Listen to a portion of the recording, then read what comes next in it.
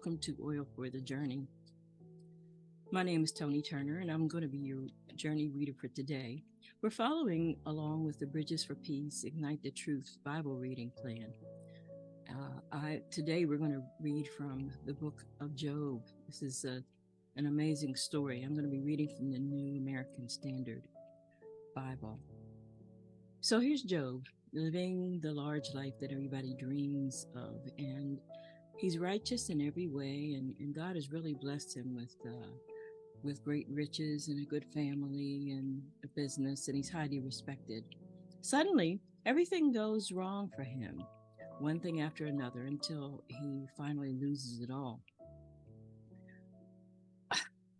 I would say he loses it all except for a cranky wife and some friends that just really did not understand what was going on with him.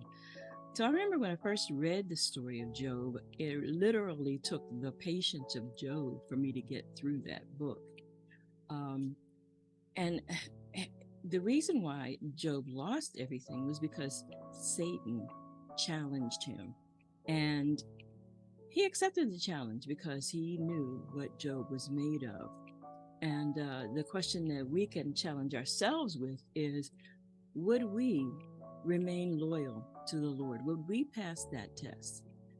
The Lord doesn't cause problems, but he allows Satan to bring calamity, and it helped in Job's case to prove that he was exactly who God said he was. The end of the story is worth waiting for, but this is just the beginning. So I'll be reading Job chapters 1, 2, and 3. Chapter 1, there was a man in the land of Uz whose name was Job. And that man was blameless, upright, fearing God and turning away from evil. 7 sons and 3 daughters were born to him. His possessions were 7,000 sheep, 3,000 camels, 500 yoke of oxen, 500 female donkeys, and very many servants. And that man was the greatest of all the men of the East. His sons used to go and hold a feast in the house of each one on his particular day. And they would send word and invite their sisters to eat and drink with them. When the days of feasting had completed their cycle, Job would send word to them and consecrate them, getting up early in the morning and offering burnt offerings according to the number of them all.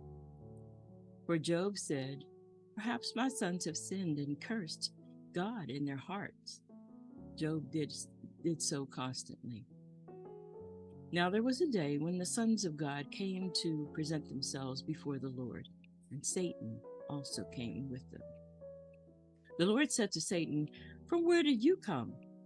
Satan answered the Lord and said, "From roaming about on the earth and walking around on it." The Lord said to Satan, "Have you considered my servant Job? For there is no one like him on the earth, a blameless and upright man, fearing God and turning away from evil." Then Satan answered the Lord, "Does Job fear God for nothing? Have you not made a fence around him and his house and all that he has on every side? You have blessed the works of his hands, and his possessions have increased in the land. But reach out with your hand now and touch all that he has, and he will certainly curse you to your face." Then the Lord said to Satan, "Behold, all that he has is in your power. Only do not reach out and put your hand on him." So Satan departed from the presence of the Lord. Now, on the day when his sons and daughters were eating and drinking wine in their oldest brother's house, a messenger came to Job and said, "The oxen were plowing and the female donkeys feeding beside them, and the Sabeans attacked and took them, and they also killed the servants with the edge of the sword. And I alone have escaped to tell you." While he was still speaking, another came and said, "The fire of God fell from heaven and burned up the sheep and the servants and consumed them, and I alone have escaped to tell you." While he was still speaking, Another came and said, the Chaldeans formed 3 units and made a raid on the camels and took them and killed the servants with the edge of the sword. And I alone have escaped to tell you. While he was still speaking, another also came and said, your sons and your daughters were eating and drinking wine in their eldest brother's house. And behold, a great wind came from across the wilderness and struck the 4 corners of the house. And it fell on the young people, and they died. And I alone have escaped to tell you. Then Job got up, tore his robe, and shaved his head, and then he fell to the ground and worshipped. And he said, naked I came from my mother's womb, and naked I shall return there. The Lord gave, and the Lord has taken away. Blessed be the name of the Lord. Despite all this, Job did not sin, nor did he blame God.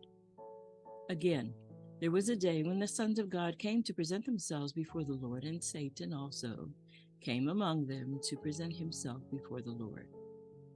The Lord said to Satan, where have you come from? Then Satan answered the Lord and said, from roaming about on the earth and walking around on it. The Lord said to Satan, have you considered my servant Job? For there is no one like him on the earth, a blameless and upright man, fearing God and turning away from evil. And he still holds firm to his integrity, although you incited me against him to ruin him without cause. Satan answered the Lord and said, skin for skin, yes. All that a man has, he will give for his life. However, reach out with your hand now and touch his bone and his flesh. He will curse you to your face. So the Lord said to Satan, behold, he is in your power. Only spare his life. Then Satan went out from the presence of the Lord and struck Job with several boils from the sole of his foot to the top of his head. And Job took a piece of pottery to scrape himself while he was sitting in the ashes. Then his wife said to him, do you still hold firm your integrity? Curse God and die. But he said to her, you are speaking as one of the foolish women speaks. Shall we actually accept good from God, but not accept adversity?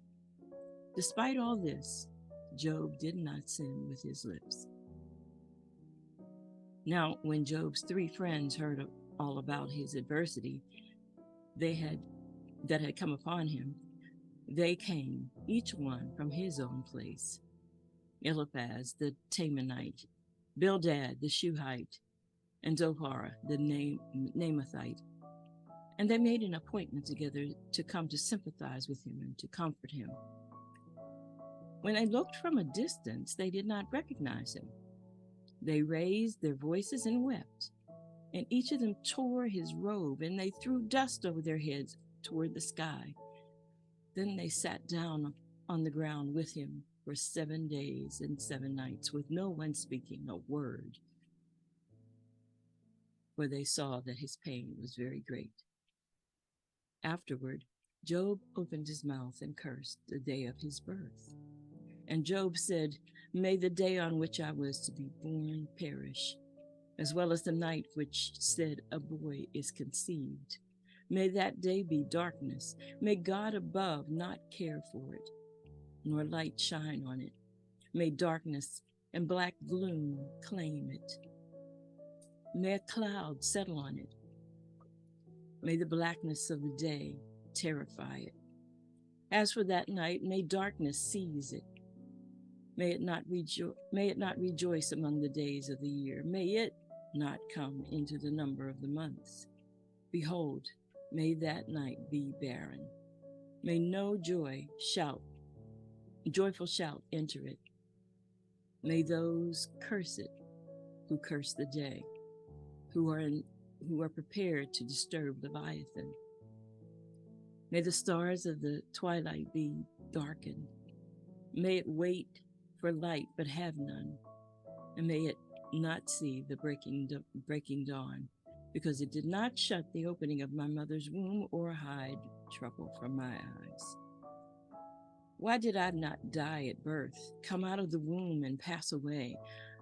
Why were the knees there in front of me, and why the breasts that I would nurse? For now I would have lain down and been quiet. I would have slept then. I would have been at rest with kings and counselors of the earth who rebuilt ruins for themselves, or with the rulers who had gold, who were filling their houses with silver, or like a miscarriage which is hidden. I would not exist, as infants that never saw light. There the wicked cease from raging, and there the weary are at rest. The prisoners are at ease together. They do not hear the voice of the taskmaster. The small and the great are there, and the slave is free from his master. Why is light given to one burdened with grief, and life to the bitter of soul, who, along with death, who long for death, but there is none, and dig for it more than for hidden treasures, who are filled with jubilation and rejoice when they find the grave? Why is light given to a man whose way is hidden, and whom God has shut off? For my groaning comes at the sight of my food, and my cries pour out like water. For what I fear comes upon me, and what I dread encounters me. I am not at ease, nor am I quiet, and I am not at rest, but turmoil comes. Wow. Father, help us to see that when bad things come, they don't come from you, that they are there to test us. And I thank you, Lord, for the fact that what Job demonstrated was the deepest integrity. What he demonstrated was that regardless of what would happen, he would always worship the Lord as God. And I thank you for this story and look forward to the end of it. So be sure to join us again for Oil for the Journey for the rest of the story.